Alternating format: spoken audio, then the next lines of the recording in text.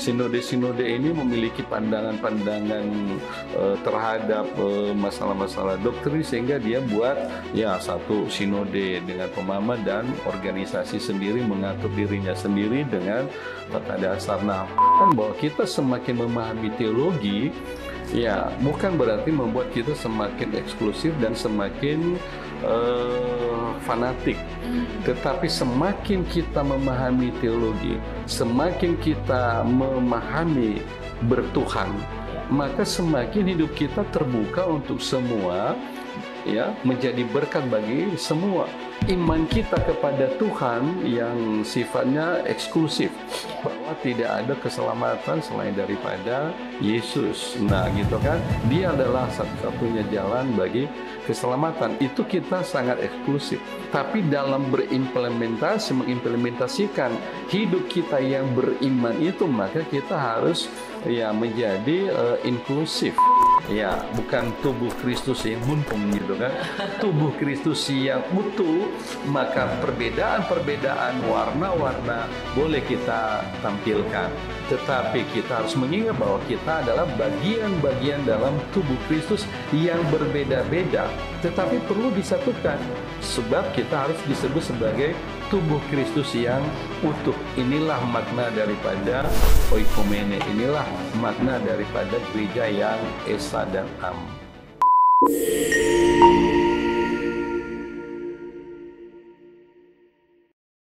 Sahabat curhat, kembali lagi nih di podcast yang kita tunggu-tunggu pastinya di setiap hari Kamis jam 7 malam. Dan podcast kali ini kita mau ngebahas apa? Kita mau diskusiin gimana gereja yang banyak banget denominasi ya, tapi masih bisa relevan buat kita, apalagi untuk anak muda yang aku sih enaknya gerejanya di sini, aku mah enaknya gerejanya di sana, aku mah enaknya gerejanya yang ibadahnya seperti ini, gitu-gitu ya.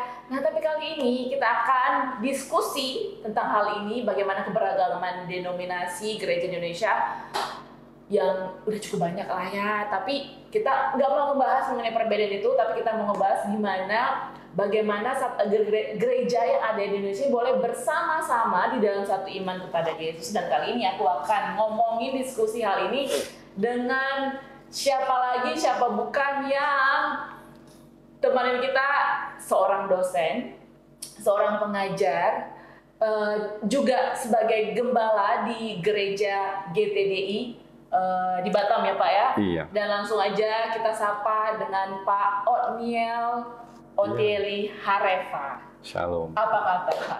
Baik. Udah lama nggak berjumpa ya Pak ya? Sudah. Kalau nggak salah kita terakhir kayaknya 6-5 tahun yang lalu ya Pak, sebelum pandemi. Sebelum pandemi. Iya. Kebetulan Pak Otniel juga adalah salah satu mantan. Iya, mantan. Mantan apa Pak ini? Dosen. Dosen saya. Bukan mantannya lain ya, tapi mantan dosen saya. Waktu itu waktu ngambil S2 ya Pak ya, Iya. satu universitas di Batam.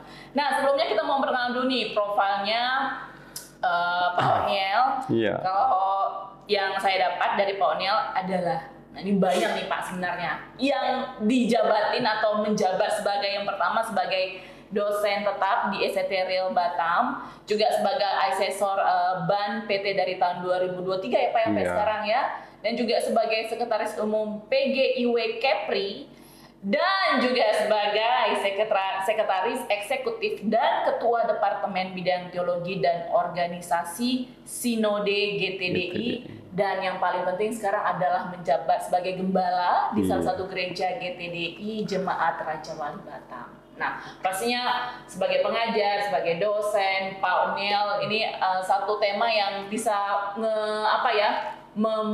menjawab semua apa yang menjadi pertanyaan kita malam ini, terutama ngebahas mengenai ekumene ya Pak ya. Iya.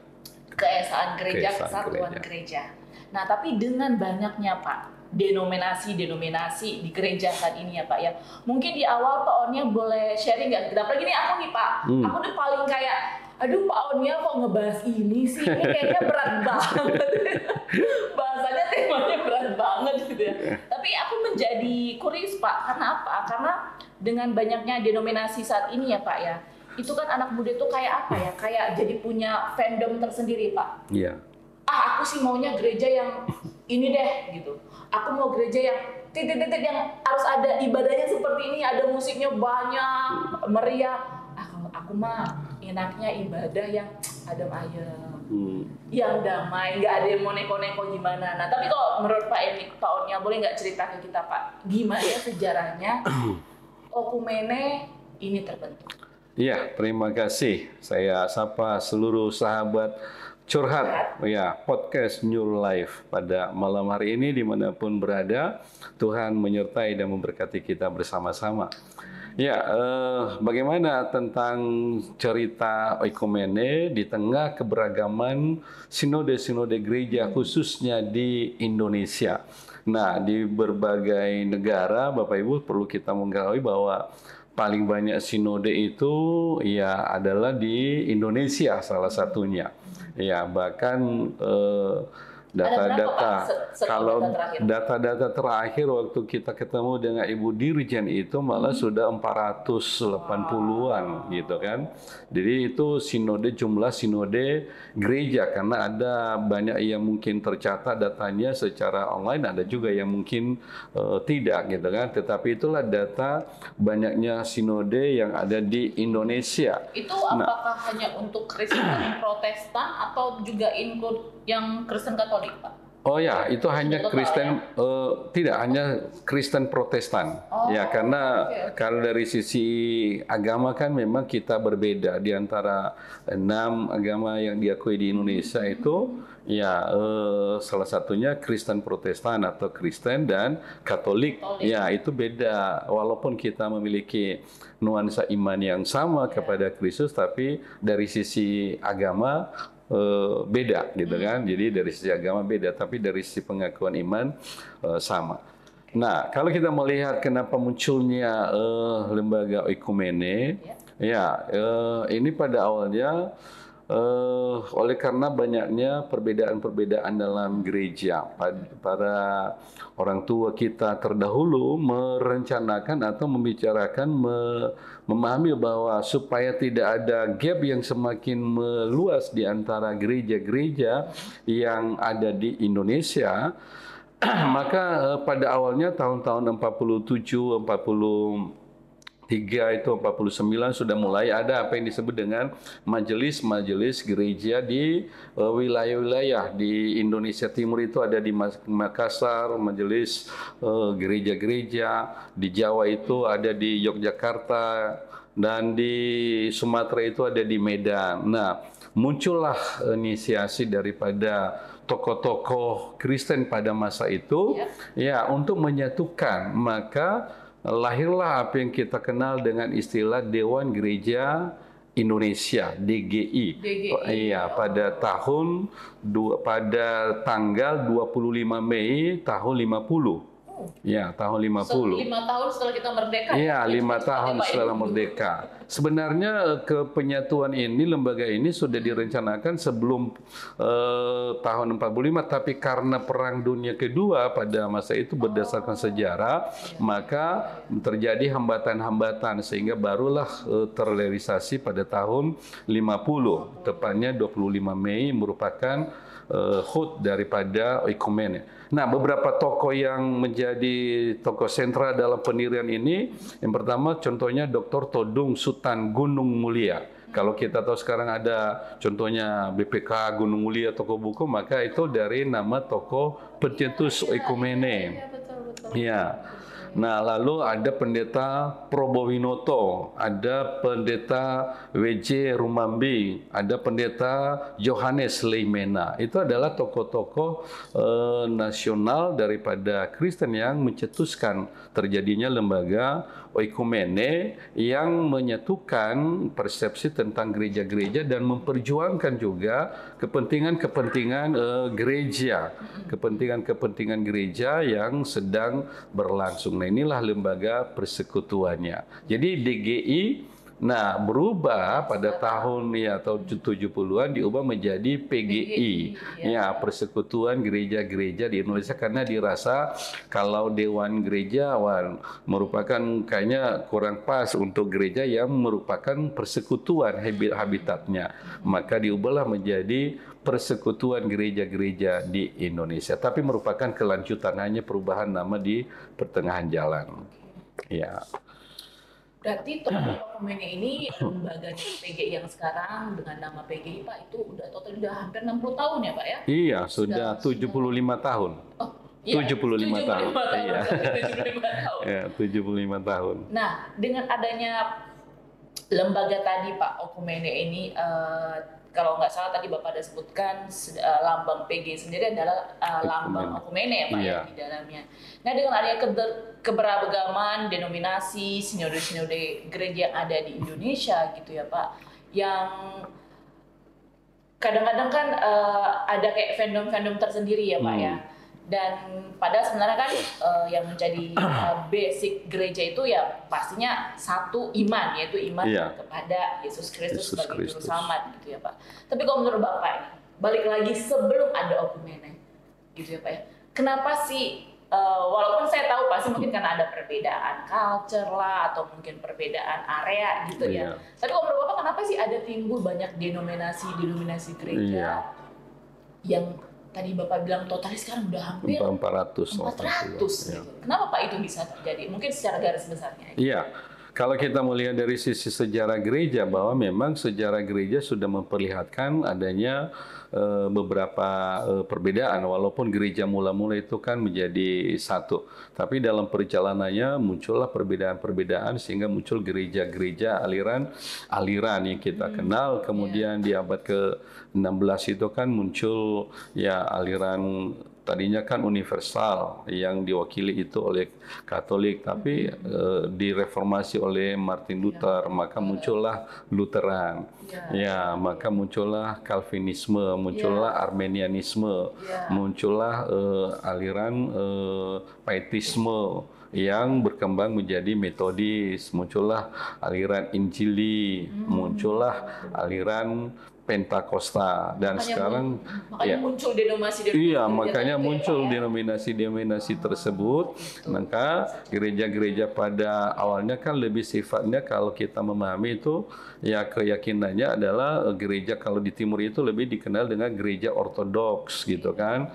Nah, gereja ortodoks itu merupakan gereja yang mewakili gereja yang lama atau meneruskan pengajaran gereja-gereja yang mula-mula. Nah, muncul kita sekarang sudah ada di zaman Neo-Pentakosta gitu kan, bukan lagi yang kita kenal dengan istilah nama karismatik gitu kan. Nah, gitu muncul aliran. Nah, di dalam aliran-aliran ini maka muncullah apa yang disebut dengan sinode-sinode. Nah, sinode-sinode ini memiliki pandangan-pandangan terhadap masalah-masalah doktrin, sehingga dia buat satu sinode dengan pemahaman dan organisasi sendiri, mengatur dirinya sendiri dengan tata dasar. Nah, makanya dengan banyaknya sinode sekarang maka dibutuhkan lembaga-lembaga kebersamaan supaya tidak terjadi gap yang semakin meluas dan pada akhirnya nanti muncul lagi agama-agama baru. Nah, mungkin itu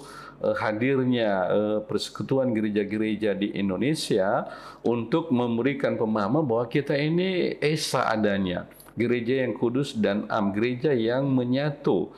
Nah, artinya bahwa banyak perbedaan, tapi kita bisa menyatu dalam beberapa hal, khususnya dalam kesatuan iman. Kita kan memiliki tujuan iman yang sama, yaitu Tuhan Yesus Juru Selamat pribadi satu-satunya. Nah, itu pemahaman kita dan kita bisa menyatu di situ. Nah, lepas daripada ada perbedaan dalam cara, dalam ritual, dalam beribadah. Nah, itu kita tidak mempermasalahkan. Lembaga Okumene nggak masuk ke arah sana. Bahkan lembaga Okumene dia tidak memiliki semacam komisi fatwa seperti di agama lain. doktrin, dalam ranah teologi. Kenapa? Karena dia tidak mau menyentuh dogma yang dianut oleh berbagai aliran sinode gereja. Karena kalau kita masuk ke sana, maka kita sampai kepada apa yang disebut tidak pernah bisa bersatu. Karena memang kita memiliki dogma yang berbeda, pemahaman doktrin yang berbeda.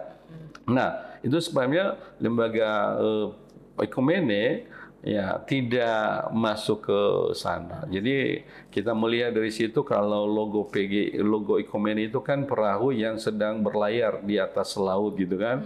Di atasnya ekumene, bahwa kenapa? Karena di Indonesia ini kan terdiri dari lautan yang lebih luas, pulau-pulau gitu kan. Jadi perahu ekumene itu ya menyatukan seluruh kekristenan yang ada di Indonesia gitu kan, bahwa kita ini satu iman bahkan dunia. Jadi itulah yang simbol yang mempersatukan kita, kesatuan kita di tengah-tengah keberagaman denominasi perbedaan yang semakin banyak.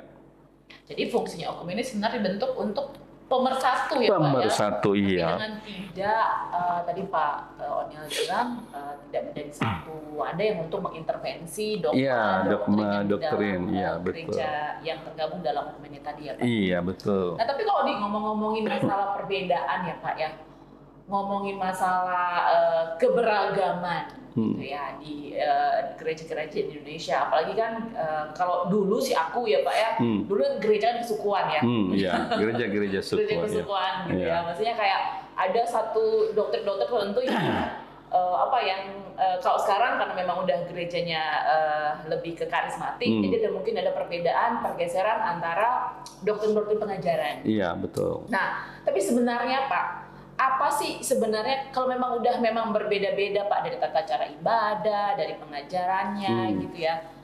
Kenapa harus bersatu gitu loh Pak? Kenapa sih harus ya udahlah ngurusin gereja masing-masing aja dah gitu. Nah, kalau menurut Bapak gitu dari Bapak sendiri gimana Pak? Ya, lembaga ekumene sebenarnya sekali lagi bukan menyatukan dalam dogma, bukan menyatukan dalam tata cara beribadah, tidak menyatukan sana, tetapi hanya menyatakan bahwa gereja itu satu adanya dan kita bisa bersekutu satu dengan yang lain sekalipun di tengah tata cara yang berbeda-beda. Nah, lalu fungsi daripada ekumene bahwa kita mengakui bahwa kita ada perbedaan, tetapi bukan berarti kita tidak bisa duduk bersama, bukan berarti kita bermusuhan atau sebaliknya saling membenarkan diri, oh ya cara kami lah yang paling benar gitu kan. Nah, tidak dalam posisi itu, kita tetap menghargai perbedaan-perbedaan yang ada, itu adalah merupakan warna. Kalau kita mengambil analogi dari pada secara teologis, maka dikatakan itu dalam Korintus pasalnya ke-12 ayat 1 sampai selesai, dikatakan di sana kan menganalogikan bahwa gereja itu adalah bagaikan simbol tubuh. Ya, tubuh itu memiliki anggota-anggota. Ada yang tangan, ada yang kaki, ada yang mata, ada yang anggota-anggota tubuh yang lain, tetapi kita adalah satu tubuh dan kepalanya adalah Kristus. Nah, mungkin analogi yang sama juga bahwa itulah keindahan kita terbentuk menjadi manusia seutuhnya. Kalau nggak ada tangan, nggak ada kaki, nggak ada mata, ya seindah apapun hidung, seindah apapun leher, ya atau bagian tubuh yang lain, maka dikatakan tidak lengkap. Iya, begitu juga dengan harmoni. Ketika kita bicara harmoni, bukan berarti harus sama. Nah, ini lembaga ekumene ada di tataran ini. Ketika kita bicara harmoni dalam alat musik contohnya, ya gitar, senar 1 sampai senar 6 itu ya pasti berbeda. Tapi bisa terjadi harmoni dengan ada norma-norma yang harus diikuti, yaitu nada. Nah, ketika dipukul tanpa norma, tanpa aturan, maka tidak mengeluarkan suara ya bunyi yang harmoni. Tapi ketika ditekan dia dengan norma atau hukumnya, maka terjadi harmoni. Ada kunci C, ada kunci D. Nah, masing-masing berfungsi sebagaimana fungsinya. Tapi coba salah satu putus, nggak ada senar 4, nggak ada senar 2-nya, maka suaranya tidak harmoni, tidak lengkap, tidak seutuhnya. Nah, lembaga-lembaga ekumene ada untuk memberikan, oh ya, bisa loh kita bersatu dengan cara ini, dengan cara ini, mengharmonisasikan, tapi bukan menyamakan semuanya, oh ya satu warna gitu. Nggak mungkin senar satu semuanya, kita jadi senar satu semualah gitu, supaya lebih mantap. Enggak, bukan itu. Dan saya pikir dalam kekristenan juga, ya, dari Tuhan tidak pernah meniadakan apa yang disebut dengan perbedaan cara. Tapi dia datang untuk menyatukan iman yang satu. Ya. Balik lagi kepada, ini contoh nih, Ya. studi kasus ya. Saya percaya bahwa setiap lembaga pasti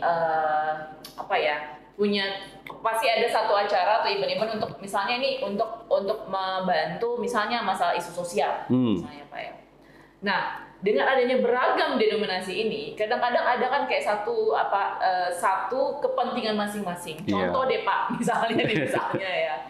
Walaupun ini sebenarnya nggak terjadi, tapi ini contoh studi kasus. Kalau misalnya ada satu dari Okumene sendiri pengen ngebantu misalnya untuk area miskin, atau jangan miskin deh, kurang mampu ya Pak, kurang mampu. Nah, dengan adanya berbagai denominasi kan ada berbagai kepentingan Pak, gitu ya. Betul. Nah, kalau menurut Pak Othniel sendiri, nah bagaimana cara untuk bisa dengan segala perbedaan identitas denominasi yang ada di dalam Okumene tersebut, gimana Okumene ini sebagai satu lembaga yang bisa concern ke masing-masing kepentingan denominasi dalam Okumene tersebut, Pak? Ya, dalam lembaga Okumene kita bukan berdasarkan panggilan perbedaan yang ada ya, atau hal-hal yang ego gitu kan, tapi kita terpanggil dalam sisi kemanusiaan. Bukan hanya saja dalam sisi, kita tidak terpanggil dalam penyatuan dogma, tetapi penyatuan sisi kemanusiaan, nah kepedulian sosial. Lembaga ekumene seperti PGI, sekali lagi justru konsennya itu adalah mengadvokasi orang-orang atau gereja-gereja atau kelompok-kelompok masyarakat yang dimarginalkan atau menjadi korban dari satu kegiatan gitu kan. Nah, sehingga PGI harus hadir untuk memberikan advokasi. Yang kedua, konsen PGI itu adalah lingkungan hidup. Ya, konsen PGI selalu menciptakan bagaimana terlaksananya pemeliharaan ciptaan seutuhnya. Contoh-contoh yang sudah sering kita lakukan itu adalah merawat bumi dengan menanam pohon. Ya, penghijauan itu selalu konsen PGI untuk melaksanakan itu, makanya selalu menyuarakan ketika ada pertambangan yang merusak lingkungan, PGI selalu bersuara bahwa ya bumi ini bukan kita rusak, tetapi harus kita pelihara, mengelola, bukan berarti hanya mengambil keuntungan lalu meninggalkan. Tidak seperti itu, tapi perlu menghijaukan. Yang kedua, bahwa limbah itu, dan PGI konsen untuk itu, jangan kita membuang sampah sembarangan. Ya, hari ini kita bagus di podcast New Life ini seirama dengan PGI bahwa kami tidak menggunakan plastik. Ya, sehingga kita minum dengan pakai gelas gitu kan, sebagai contoh sederhana ya, membuang sampah pada tempatnya. Nah, itu konsennya. Nah, yang ketiga konsen PGI adalah isu-isu sosial, isu-isu kemanusiaan. Nah, isu-isu kemanusiaan ini tidak lagi dibatasi oleh denominasi gereja, tidak lagi dibatasi oleh dogma. Ya, mau dogma apa saja doktrinnya, ya itu bisa kita menyatu dalam sisi isu-isu kemanusiaan. Agama denominasi apapun, bahkan agama apapun kita melampaui itu, batas-batas itu ketika kita bicara isu-isu kemanusiaan, isu-isu sosial. Nah, ini PGI juga lembaga ekumene konsen untuk mengadvokasi atau memperjuangkan isu-isu sosial. Nah, untuk memberikan advokasi kepada mereka yang termarginalkan tadi, kepada orang-orang yang mungkin kurang mampu. Nah, PGI atau Lembaga Ekumene sekarang konsen, kalau kita melihat dalam laporan-laporan kegiatan PGI, konsen untuk memfasilitasi atau memediasi, membantu, mempertemukan orang-orang yang mungkin bisa membantu kepada kelompok-kelompok masyarakat yang kurang mampu untuk dibantu secara pemberdayaan ekonomi. Ya, pemberian modal atau memberikan edukasi untuk cara bertani yang baik. Nah, jadi itu masuk kepada, karena itu adalah isu-isu kemanusiaan, memanusiakan. Yang terakhir kali Pak, the latest event dari PG sendiri tadi dengan isu-isu soal yang ada di Kepri Pak. Iya, kalau yang isu-isu terakhir di Kepri minggu yang lalu, hari Sabtu yang lalu, kita melaksanakan penanaman pohon. Itu baru hari Sabtu yang lalu di daerah di lingkungan PGIW sendiri dan di beberapa sekolah yang ada di Kota Batam. Ya, jadi kita bekerja sama atau PGI bekerja sama dengan GAMKI, maka melaksanakan penanaman pohon. Dan ini rutin, kita bekerja sama dengan sinode-sinode gereja yang menjadi anggota PGI. Ya, kita menanam pohon. Nah, membuang sampah pada tempatnya, dan itu terus kita mengedukasi karena memang masyarakat Indonesia itu kan harus terus-menerus diedukasi. Tidak bisa hanya sekali, dua kali. Tapi karena kalau hanya sekali, dua kali sudah lupa lagi dia. Nah, sehingga harus continue ya, Pak ya. Nah, harus continue terus kita edukasi. Terkait dengan kita nih anak-anak muda. Iya. Saya yakin Pak Oniel juga masih anak muda. Iya. Walaupun umur sudah bilangan lima. Tapi masih tetap muda. Oke. Nah, Ekumene ini kan banyak yang bilang kayak, aduh udah old banget. Gitu, iya. Masih relevan nggak sih sama kita yang pemimpin muda ini, yang dimana mereka kan sekarang, Bapak lihat sendiri, pemimpin muda zaman sekarang, saya nggak usah sebutin siapa, yang mungkin bisa kita lihat di media sosial ya Pak ya. Iya. Yang mereka itu lebih concern kepada urusan gereja sendiri gitu loh Pak. Kalau misalnya ngomongin, nggak pernah tuh kita lihat tuh mereka ada satu event yang memang untuk mempersatukan. Ya mungkin terakhir kali saya ada tahu tuh di Medan beberapa tahun yang lalu, itu pun dari satu denominasi yang mempersatukan semua gereja-gereja di Medan Pak. Nah tapi kalau menurut Bapak sendiri, dengan adanya lembaga Ekumene PGI ini, apakah masih relevan Pak dengan kita pemimpin-pemimpin muda yang notabene Ekumene sendiri udah sekitar 75 tahun Pak ya. Nah menurut Bapak sendiri apa sih langkah praktis yang bisa menjadi jembatan kepada anak-anak muda ini Pak? Pemimpin-pemimpin muda di gereja. Pemimpin-pemimpin muda. Ya. Kalau saya sih, menurut saya masih sangat relevan. Kenapa? Karena di tengah kemajemukan dunia dengan kemajemukan perkembangan teknologi, kemajemukan ragam suku dan bahasa, nah lembaga Ekumene itu hadir untuk menyadarkan kita bahwa kita saling membutuhkan satu dengan yang lain. Ya, itu yang pertama, bahwa kita saling membutuhkan satu dengan yang lain dan tidak ada yang bisa maju dengan kekuatannya sendiri. Begitu juga dengan gereja, di mana anak-anak muda merupakan regenerasi daripada para pemimpin gereja. Nah, saya dalam berbagai kelas, ketika saya juga mengajarkan bahwa kita bertuhankan itu tidak membuat kita menjadi eksklusif. Kita bertuhan itu membuat kita menjadi berkat. Dan kepada banyak mahasiswa, sering saya baik di tingkat S1, S2, S3 selalu saya katakan bahwa kita semakin memahami teologi, ya bukan berarti membuat kita semakin eksklusif dan semakin fanatik. Tetapi semakin kita memahami teologi, semakin kita memahami bertuhan, maka semakin hidup kita terbuka untuk semua, ya, menjadi berkat bagi semua. Iman kita kepada Tuhan yang sifatnya eksklusif, bahwa tidak ada keselamatan selain daripada Yesus. Nah, gitu kan? Dia adalah satu-satunya jalan bagi keselamatan. Itu kita sangat eksklusif. Tapi dalam mengimplementasikan hidup kita yang beriman itu, maka kita harus menjadi inklusif. Harus kita menjadi berkat, bukan menjadi fanatik. Nah, anak-anak muda sekarang termasuk penonton daripada podcast New Life gitu kan. Nah, bagi hidup kita, apa sih makna kita bertuhan? Kita bertuhan itu kalau makna secara universal supaya hidup kita menjadi berkat. Nah, menjadi berkat itu bukan hanya kepada satu kelompok. Kadang ketika ada gereja yang asik dengan dirinya sendiri, lama-lama menjadi eksklusif, lama-lama menjadi sangat fanatik, bahkan bukan agama lain yang dianggap salah, sesama Kristen pun menganggap juga, wah mereka kurang benar gitu kan, hanya kami yang benar. Nah, justru menurut saya itu kurang baik di tengah kemajemukan sekarang, karena kita harus mengakui keberadaan yang ada di sekeliling kita gitu kan, yang berbeda itu kita harus menjadi berkat. Jangan sampai gereja sinode A merasa oh ya palinglah yang masuk surga kami aja dengan cara kami sendiri gitu kan.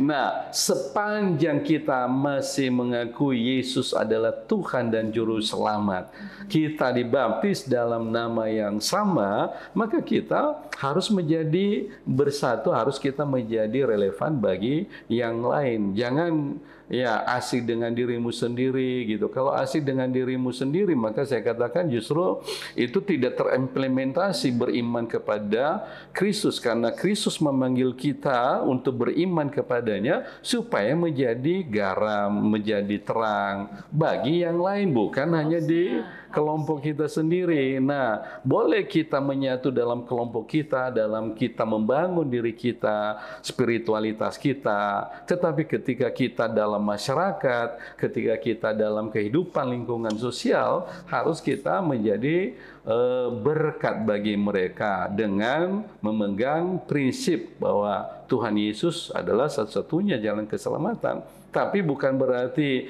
kita menjadi sangat fanatik, kita tidak lagi bisa menyatu dengan yang lain. Dengan kita berbaur dengan yang lain, maka kita justru menjadi berkat. Jadi bagi anak-anak muda di era kemajuan teknologi sekarang, ya bagi saudara-saudara, saya masih mengajak bahwa kita saling membutuhkan satu dengan yang lain. Kita tidak bisa hidup dengan sendiri, dan kita tidak bisa menyatakan diri kita atau sinode kita lah yang paling benar di antara satu dengan yang lain. Bahwa kita beda cara, iya. Beda kita ritualnya dalam datang kepada Tuhan, menyembah Tuhan, ya itu kita hargai, kita hormati. Tetapi bukan berarti itu ritual itulah yang kita agungkan.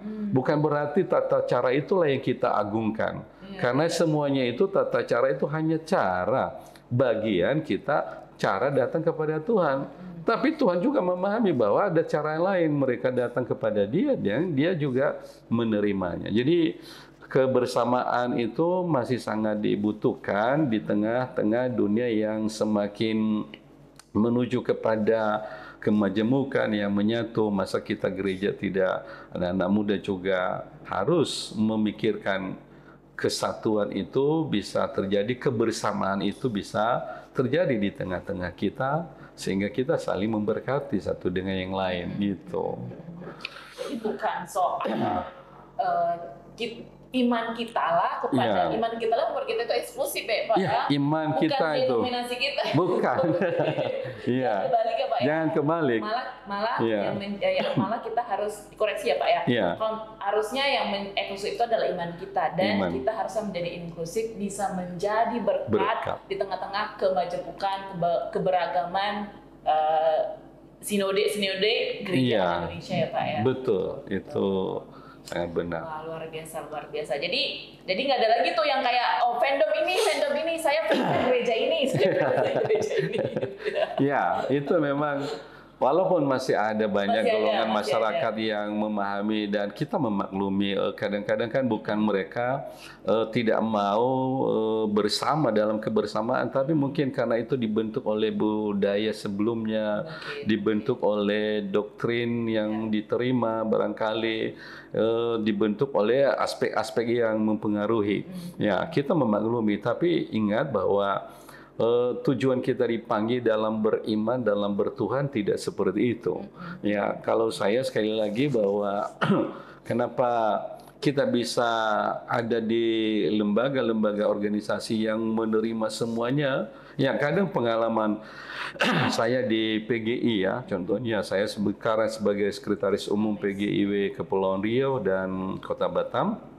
Ya, ada bermacam-macam yang saya hadapi dari sisi berbagai dogma. Hanya saya memberikan pemahaman bahwa ya, Alkitab kita mengajarkan kita untuk hidup menjadi berkat.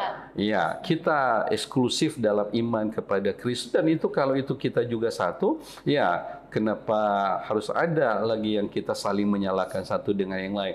Saya katakan aliran-aliran yang ada, baik itu aliran Lutheran, aliran Protestan, atau ya Calvinisme, dan aliran Pentakosta, karismatik, atau aliran yang lain yang mungkin memiliki tata cara beribadah, memiliki tata cara ritual liturgi yang berbeda, ya, bahwa itu tidak bisa kita agungkan segala-galanya. Kenapa? Karena Tuhan memahami semua cara. Tapi yang Tuhan cari itu adalah keterpautan hati kita mengasihi Tuhan.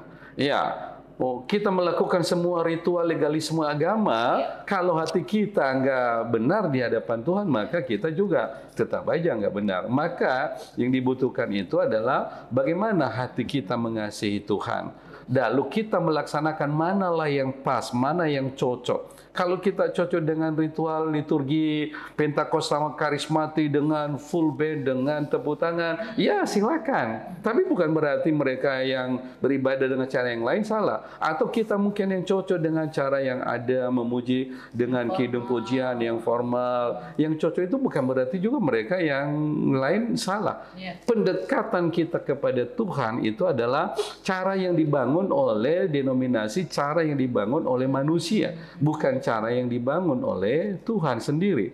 Karena silakan datang kepada Tuhan dengan cara kita masing-masing, ya, dan Tuhan memahami. Begitu juga dengan pemahaman teologi. Jadi ketika saya ada di PGI, saya merasakan semuanya itu. Sehingga ketika saya ibadah di aliran Lutheran, saya sungguh-sungguh merasa diberkati. Saya ibadah di aliran Injili, saya sungguh-sungguh diberkati. Ketika saya ada berada ibadah pelayanan di Calvinisme, saya juga sungguh-sungguh diberkati. Ketika saya beribadah di Pentakosta, saya orang Pentakosta, gitu kan? Gereja saya aliran Pentakosta. Maka saya juga sangat memahami dan saya diberkati. Nah, jadi cara itu tidak lagi membatasi saya untuk mendekatkan diri, untuk menyembah Tuhan. Bukan hanya dengan cara. Jadi semakin kita memahami teologi, semakin kita kaya dalam cara untuk datang kepada Tuhan. Bukan justru semakin memiskinkan hati kita untuk tata cara datang kepada Tuhan. Nah, jadi menurut saya seperti itu kita memahami lembaga ekumene. Kecuali kalau lembaga ekumene itu mengungkung kita dalam masalah teologi, fatwanya seperti ini. Nah, itu nggak ada lembaga ekumene, tidak ada lembaga fatwa yang benar itu, tidak dalam paparan itu. Tapi ayo kita ini bersama satu iman kepada Kristus. Ayo kita melakukan isu-isu yang lain, sosial, kemanusiaan, keadilan. Ya, kita bersama-sama karena itu tanggung jawab kita memelihara bumi, kita harus menyatu karena itu adalah tanggung jawab kita bersama, bukan hanya diberikan kepada gereja-gereja, tanggung jawab itu kepada gereja-gereja Lutheran, Calvinisme atau Katolik, diberikan juga kepada gereja-gereja karismatik, Pentakosta, Injili dan segala macam. Itu adalah tanggung jawab bersama. Ayo kita mari bersama-sama dalam keesaan ini. Nah, ini tujuan kita untuk berekumene. Nah, kalau misalnya nih Pak, tadi ada keberagaman tadi ya, tadi Bapak bilang ekumene masih relevan untuk pemimpin-pemimpin muda gereja sekarang gitu. Nah, beberapa mungkin dari kita tahu kalau banyak nih yang terjadi gereja-gereja itu lebih lebih kayak memunculkan ini loh denominasi yang benar tadi yang Bapak bilang. Tapi terlepas karena waktu nih ya Pak ya, mungkin pertanyaan terakhir ya dari Pak O'Neil sendiri, apa sih Pak nasihat praktis untuk pemimpin-pemimpin muda di gereja supaya apa ya, supaya di tengah-tengah keberagaman, pluralisme yang ada, perbedaan kemajuan yang tadi Pak bilang, gimana supaya pemimpin-pemimpin muda gereja ini nih di era modern saat ini tuh bisa kayak bersama-sama gitu untuk menanggulangi isu-isu sebagai satu kesatuan gereja. Ya, kalau saya berpendapat bahwa kepada para pemimpin-pemimpin gereja yang ada saat ini dan juga kepada para pemimpin-pemimpin muda di dalam gereja yang merupakan regenerasi daripada kepemimpinan gereja ke depan, saya berpesan atau saya mau mengatakan bahwa silakan munculkan warnamu, itu tidak salah. Ya, silakan munculkan warnamu dalam sinode apa yang menjadi ciri khas, sepanjang itu sesuai dengan norma-norma standar Alkitab, itu disilakan, itu tidak dilarang. Tetapi di sisi yang lain kita perlu saling menghormati satu dengan yang lain dan tidak perlu kita saling menyalahkan tata cara dengan satu dengan yang lain. Dan silakanlah bertumbuh atau silakan melayani atau silakan berjemaat di mana yang sesuai dengan hati dan keluarga saudara. Oh ya, saya nyamannya beribadah seperti ini. Ya silakan cari gereja yang sesuai dengan seperti itu. Oh, yang kemudian oh ya, saya nyaman keluarga saya dan saya bisa melayani dengan tata cara liturgi dan ritual yang seperti ini. Silakan juga menemukan tanpa harus mengatakan oh yang lain itu salah, tidak benar. Nah, kenapa? Karena penghakiman itu bukan milik kita. Berikanlah itu milik Tuhan. Yang bagian kita, mari kita melakukan tugas kita karena kita dipanggil untuk semua menjadi berkat kepada orang-orang yang ada di sekeliling kita, kepada kota, kepada bangsa kita. Dan perlu kita untuk memikirkan kebersamaan. Karena kita tidak bisa maju dengan hanya sendiri ya. Ya, tapi kita saling membutuhkan satu dengan yang sebagai bagian dari tubuh Kristus yang utuh. Ya, bukan tubuh Kristus yang buntung gitu kan. Tubuh Kristus yang utuh, maka perbedaan-perbedaan warna-warna boleh kita tampilkan. Tetapi kita harus mengingat bahwa kita adalah bagian-bagian dalam tubuh Kristus yang berbeda-beda, tetapi perlu disatukan. Sebab kita harus disebut sebagai tubuh Kristus yang utuh. Inilah makna daripada oikumene. Inilah makna daripada gereja yang esa dan am. Oke. Terima kasih banyak Pak O'Neil. Iya, terima kasih. Sudah sharing kepada kita mengenai kesatuan gereja sebagai satu badan yang bukan soal eksklusifnya ya Pak ya. Iya, betul. Bukan soal eksklusifnya tapi eksklusif iman kita kepada iman Yesus. Kepada Yesus itu wajib. Iya. Oke Pak. Pak, kalau misalnya diundang sekali lagi boleh dong. Boleh ya Pak, nanti kita sempatkan lagi waktu-waktu karena dengan keterbatasan waktu mungkin ada beberapa yang bisa kita diskusikan Pak lebih lanjut ke depannya. Iya. Pak O'Neil, terima kasih buat waktunya. Terima kasih juga buat sahabat curhat yang sudah menonton podcast curhat bersama New Life dari awal sampai ke akhir.